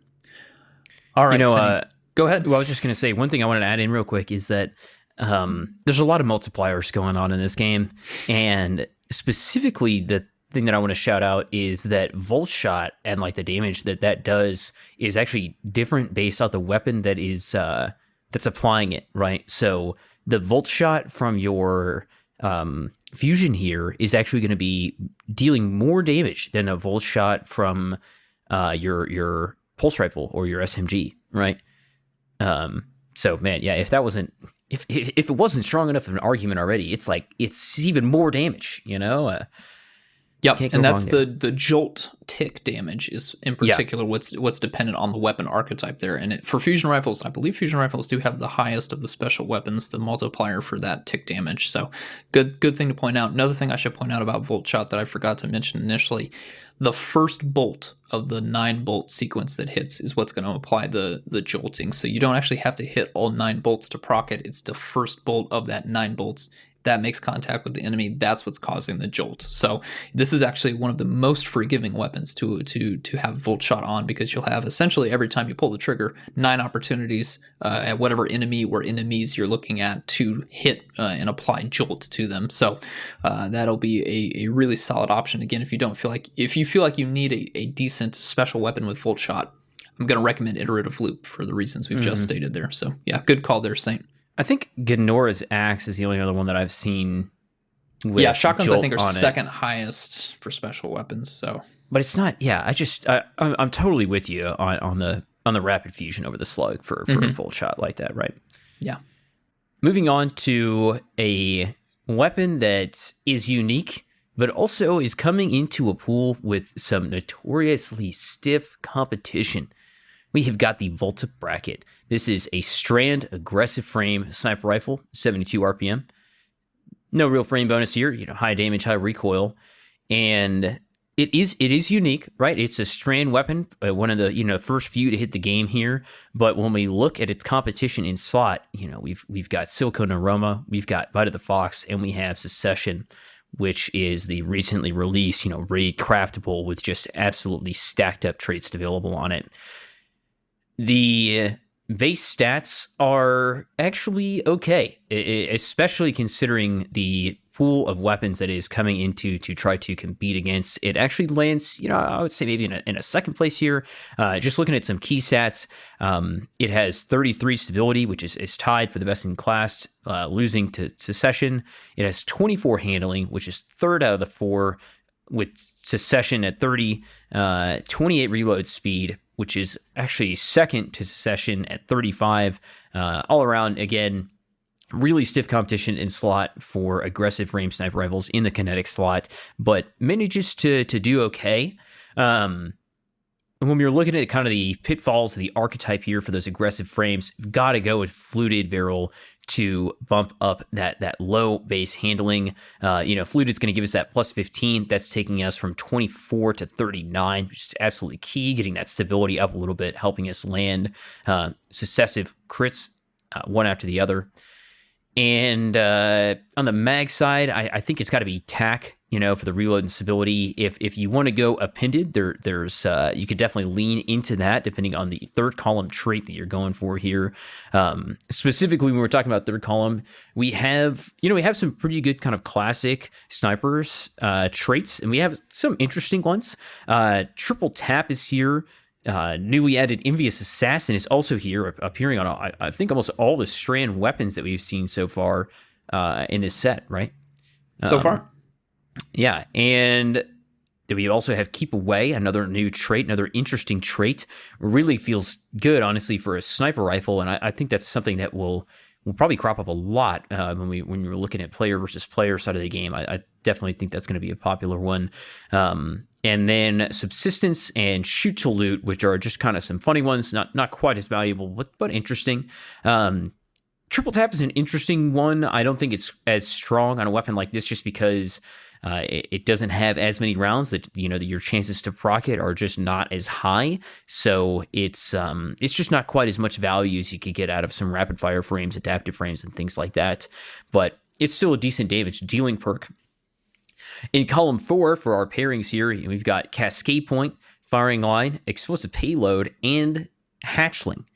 This is a really interesting one, and I don't think, kind of like we were just talking about with the Volt Shot ones, I don't know if Hatchling is going to deal any different damage as far as, spawning from a sniper versus spawning from your aggressive hand cannon or SMG. I don't think they were aware of any differentiation there. So at this point, I really don't see a super strong argument for using Hatchling on a special weapon like this. Because I see Hatchling as a perk that's kind of be a disruptor in a crowd of enemies. I'm taking out enemies with my hand cannon, I'm taking out enemies with my SMG. It's dealing little bits of damage to those around them, and I'm kind of just chaining through ads versus, snipers. I definitely like, perks, Firing Line and Cascade Point. Cascade Point's an interesting one for an aggressive frame, giving that big uptick in RPM with no loss of damage. Is nice for dealing some burst damage. I can see, if that's definitely an option for a preference there. And then Firing Line with its big buff. I believe Firing Line is it 20? Yeah, 20%. As long as you're within 15 meters of a couple of allies. Always a strong one for raid, dungeon, nightfall scenarios where you're going to be grouped up close together. It can be good for dealing damage there. If you're really leaning into a strand surge or something like that, definitely a solid option. Masterwork, I'm probably going Handling and a major boss spec. And for my builds, when I'm crafting this thing, I'm probably Triple Tap and Impetus Assassin. I think Impetus Assassin would probably be my perk of choice there, with the Firing Line, being able to get my magazine up high, maybe get 6 rounds in my mag, and then do all those out really quickly. You also have Keep Away and Hatchling. It's a unique role. It is only available on this weapon. Keep Away is a very strong trait, I think, especially for snipers, where you're almost always going to be over 15 meters away from your target. But not quite as strong as an argument as maybe some of those other strand primaries that we've seen, our hand cannon and our SMG that are also offering similar traits. And I think, unfortunately, it's probably also going to fall against something like Secession or Silicon Aroma, especially Secession with its ability to roll perks like Reconstruction and Vorpal and Firing Line or Lead from Gold, which provides an immense amount of value in those in-game situations. So, not bad stat-wise. Some new traits, some interesting traits. Unfortunately, coming up against some really strong competition, and I'm not sure if it's quite enough to make Volta Bracket stand out in the crowd. We'll see how this one lands in its competition against player versus player, but we'll leave that to Tony and Lego for a future time. For now, we're moving on in our weapon set. We have a kind of a weird one, a totally new weapon archetype here. Impetus, what can you tell us? Yeah, we've got a new weapon type. We don't get those very often anymore. This is a dimensional hypotrochoid. I hope I'm pronouncing that last one right. Good. I think you're good. It's a lot of O's.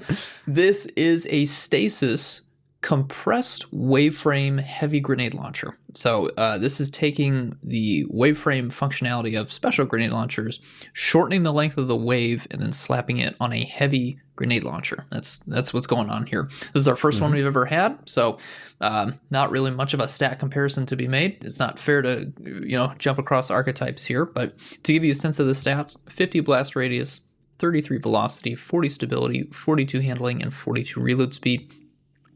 What that stat distribution most resembles would be adaptive frame, but again, it's not a fair comparison, doesn't match up perfectly, but that's what it's most resembling out of the other heavy grenade launcher archetypes that we have. So this is its own thing. It is different. One thing to note here, you do have one in the magazine, so it does function like special waveframes in that regard.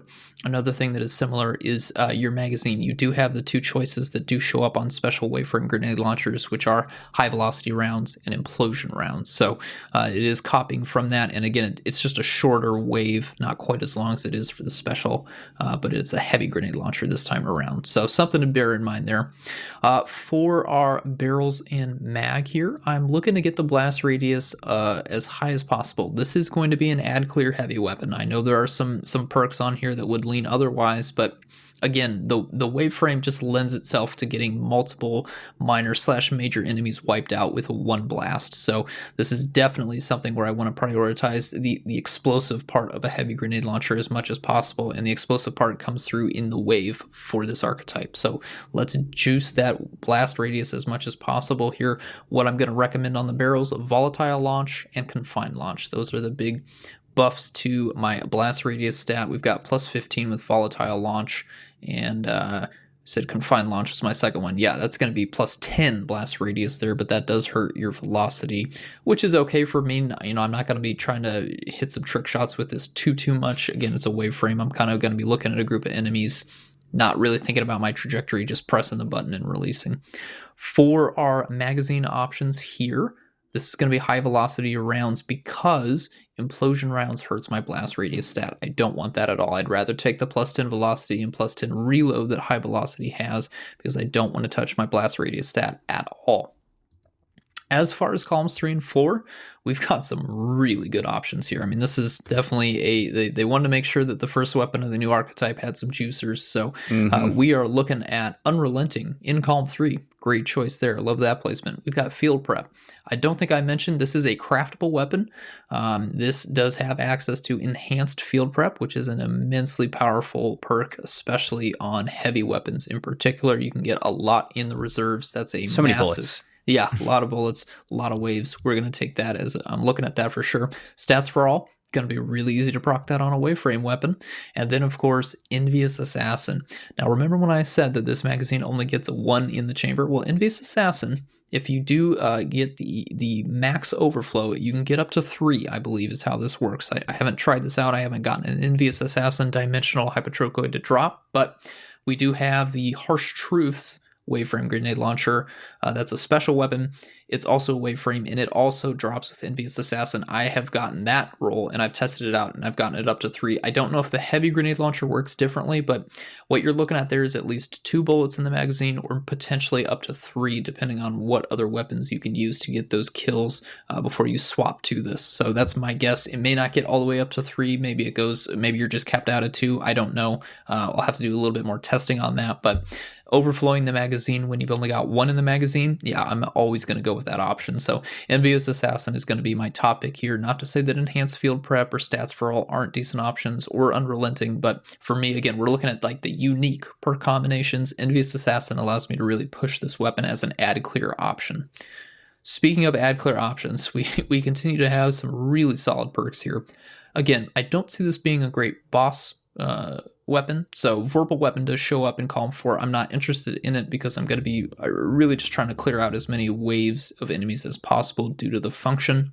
One for All is here, so you do get that sweet Stats for All, One for All combo.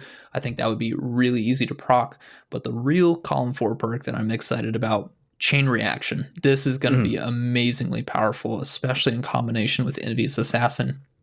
Getting to fire off double or even triple chain reaction shots reminds me of Forbearance, which I took into the day one raid and was putting in a bunch of work. That's our arc waveframe grenade launcher from Val the Disciple. One of the best ad clear specials, if not the best ad clear special in the game right now. Speaking of as a legendary, of course. So to be able to kind of replicate that effect on a heavy grenade launcher that's also a bit of a waveframe, but stasis this time around. Again, stasis is mostly your crowd control, so I think if you want to tie up the synergy of the weapon with the synergy of the element, I think this is a pretty natural pairing with Envious Assassin and Chain Reaction. So you're going to make a lot of explosions. You're going to have a great time doing it. Again, you just got to make sure that you're getting more than one bullet in the magazine to really take advantage of Envious Assassin. If that's not something you're interested in, you just want to truly use this as a fire and forget weapon, then I think Field Prep would be a pretty decent option, or Unrelenting if you want to get health back. Use this in a bit of a higher end activity. So that is my combination, my recommendation. Chain Reaction, Calm 4, far and away the number one pick there. I mean, it's such a fun perk. You get sweet explosions. Who doesn't love that? With your reload / inventory perk of choice.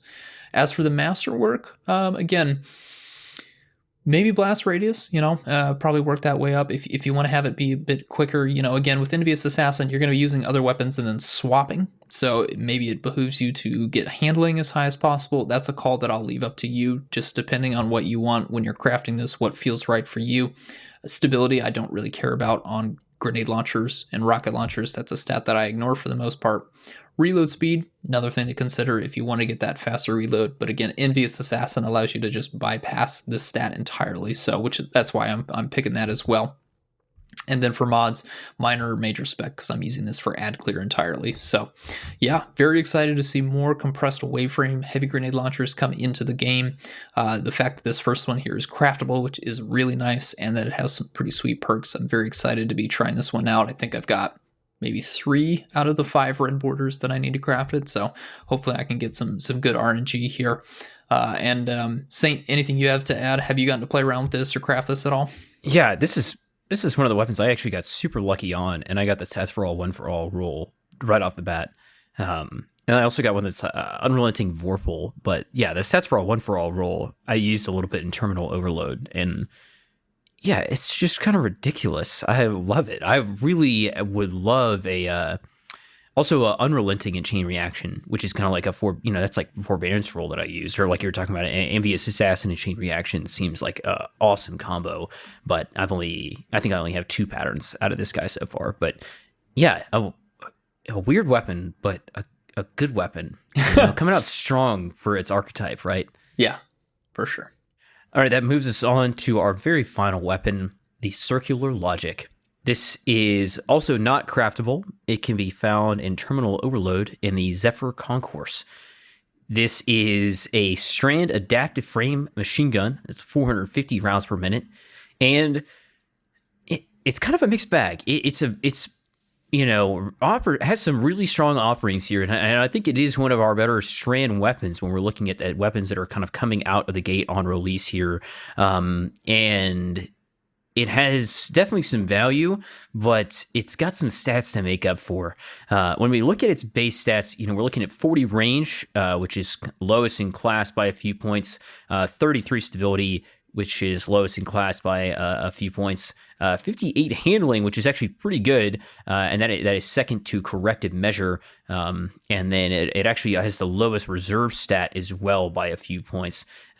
This is really, kind of just like talking about that aggressive sniper rifle, this is really tough when you're competing against Commemoration, Corrective Measure, Chain of Command, and the newly added Unwavering Duty, which a lot of these weapons are just absolute stat monsters. So to come into a category like this to compete is going to be very difficult. But it's got some things going for it.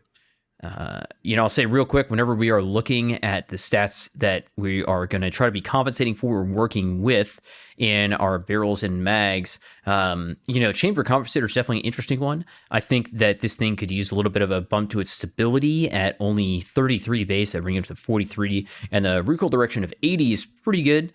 That would bring it up to 90, but with a slight knock to its handling. But again, handling is almost best in class, so I think that we can afford to lose 5 points there. As far as our magazine goes, I am probably going high cal or ricochet rounds. This is a weapon that I see as being an add clear tool. We don't, typically minors and majors are the only thing that we're going to be using machine guns against. You may want, appended mag, depending on the perks that you're going to be able to combo this with in column 3, but keep in mind, like I said, this is not going to be a craftable weapon, so what you're looking for in column 3 is kind of going to depend on where you land in our main trade columns here. So let's get into the stronger part of the weapon, because it has really got some nice stuff on offer here in columns 3 and 4. Column 3, we have Keep Away and Envious Assassin again, which we've seen on all of our strand weapons. Those new traits coming out pretty strong. I think this thing has substantial range, not having to drop off until about 45 meters. So Keep Away would definitely be a pretty strong one there, with its ability to just up your reload speed by so much, right, and up the range a little bit, really keeping that reload speed high depending on the situation that you're in. And then finally, Feeding Frenzy, just a classic when it comes to machine guns like this for clearing out big waves of enemies. And in column 4, we have our brand new strand perk that we've seen in all these guns, Hatchling. We also have Golden Tricorn. We've got Vorpal, Target Lock, and Demo. So, just a really great list of options here. No Killing Tally, which is a strong one that we've seen on a lot of weapons. But definitely some really strong machine gun traits. I think this is something that Impetus mentioned early on, but Golden Tricorn is a very strong trait, offering that 15% damage for 7 seconds on kill. But the true strength of Golden Tricorn is going to lie in the 50% damage buff that you're able to access after an ability kill. And I don't think that the crowd control classes are maybe the best for triggering Golden Tricorn. There's definitely some builds that you can make that can lean into this, but you've got to make sure that your strand kit is set up the correct way to really be capitalizing on Golden Tricorn for that 50% damage increase. Vorpal is a good boss dealer. Probably not going to be looking for that one here. And then we have Target Lock, which would pair incredibly well with Envious Assassin. This is again kind of leaning away from machine guns as an add clear weapon and leaning more into using them for weapon dealing with majors and things like that. So probably maybe not quite as much value as like a Golden Tricorn or Hatchling could offer here, but still quite good. And then Demo is a very classic trait. Probably going to lose out to our damage dealers here, but still a good trait. Always good utility for that grenade energy and that free reload on grenade usage. For our masterwork, depending on if you're able to get some stability from your barrel and magazine, you may be wanting to lean that route, or if not, some handling if you did not get a strong, if you got a strong reload perk. I'm kind of, looking to even things out there, especially if I took a negative 5 points with my chambered compensator in that first column. Probably going minor spec if I am, throwing a mod on there. And, finally, if I'm looking at what am I going to be using or what would I really be looking for on a roll here, I'm thinking Keep Away and Hatchling would be really nice for just using strand from afar and having a lot of hatchlings just running around and helping you add on to your add clear damage there is really nice. You've got Envious Assassin and Target Lock is kind of like a major or boss damage dealing weapon. I don't see adaptive machine guns like this being a super strong boss dealing option, but that is a very strong trait pairing there. And then finally, you got Feeding Frenzy and Golden Tricorn. This is a perk set that I'd probably be, I like Feeding Frenzy here with Golden Tricorn because I'm going to be using a lot of strand melee abilities, right? Your especially I think the Titan melee ability obviously is going to have you be very close. The Warlock and Hunter melee ability is not quite as close, but I think that those are going to really help you trigger that Target Lock. Or if you're swinging in with or Golden Tricorn, I should say, or swinging in with your grappling hook and then landing a hit after you've gotten a kill, as long as you're able to land that in time. But if I'm swinging in with my grappling melee, I'm probably not going to be proccing Keep Away, right? So Feeding Frenzy is where I would lean there. That's all I've got for Circular Logic. A really strong strand add clear weapon, and that's that's pretty much all we have for our weapon set here today for our Neomuna weapons. Just what do you think? What do you think about this destination set, maybe compared to some of our other destination sets and kind of where it's landing? Yeah, that's a good question. Definitely better than Europa destination weapons. Yeah. It's a low bar, but we do Yeah, have but to, we have it's to bring it up. it's a bar. Um, Yeah. it's interesting because the Shadowkeep weapons, of course, had their perk pools refreshed, and those ended up being pretty good. Some of them, I'd say these weapons are probably on level with the Moon weapons. As for the Witch Queen weapons, those were all craftable. I think the fact that we have quite a few strand weapons with that new strand perk hatchling definitely, I think they take the edge for me. This is the best destination set. Getting that stasis compressed wave frame is the new frame. It's a solid weapon. Definitely a good option.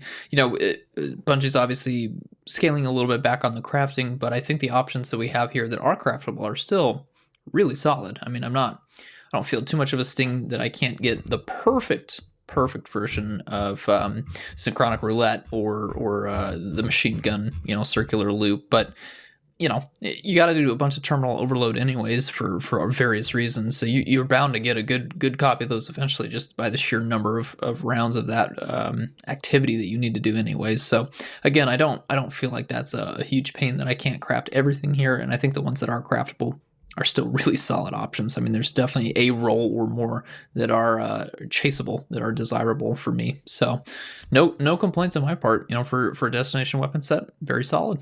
Yeah, I think the best part about it to me is that we got so many strand weapons out of the gate, right? With our new element, versus like if we look back at Beyond Light, there was like no stasis weapons other than like Salvation's Grip, right? That were coming out with that, and that was just I kind of understand why they wanted to release that over time, but I really like this. We're seeing strand weapons come out of the gate. They've got new traits, right? They're interesting traits. They're valuable traits in many cases, and yeah, hatchling is cool. I don't know how valuable it's going to be long term, but I like it. It feels good to use these weapons in a way that they synergize with my subclass, and I think that the Witch Queen had Throne World had some decent weapons, right? Like definitely Red Herring and Likely Suspect are good. They're great weapons. The Enigma Glaive was good. That's technically a destination weapon. I think for Throne World, I'm not exactly sure. Sure. We'll throw it in there.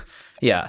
Someone had a really interesting set too, but then a lot that just weren't quite hitting the bar. And I think this one came out, like you said, pretty strong. I don't know if I'd say it's the strongest set, but definitely a good showing, especially when considering the fact that so much of the time the destination weapon set is so limited to power just because they are so easy to acquire, right? Versus our kind of pinnacle loot sources and things like that. Just like the Immortal SMG that we'll be talking about, I'm sure, which is so strong versus some other options. But yeah, I really getting to use strand weapons with my strand subclasses and having them work with my strand fragments on like the a week into the expansion was a great success, and I really hope that other people think so too, and that has landed well. They see that as a success.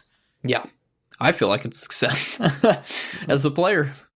All right, well, I think that wraps things up for episode 54 of Podcast versus Enemies. Thank you so much for listening, and thank you to our audio engineer, Autodidaktos, for helping us sound professional week in and week out. We are still working out which topics to cover in next week's episode, but do know that episodes for the raid breakdown, seasonal weapons breakdown, and our strand builds are coming your way very shortly. Until then, my name is Impetus. You can find me by that name on Discord and in Destiny, and as Impetus always on Twitter. Saint, where can we find you? Yep, my name is Saint Kabr. You can find me by that name on Twitter and Discord and hanging out in the game. Thanks for listening to another episode of Podcast versus Enemies. We're excited to keep the coverage going over the next few weeks as we dive into Strand and get really deep with the new Root of Nightmares. Until then.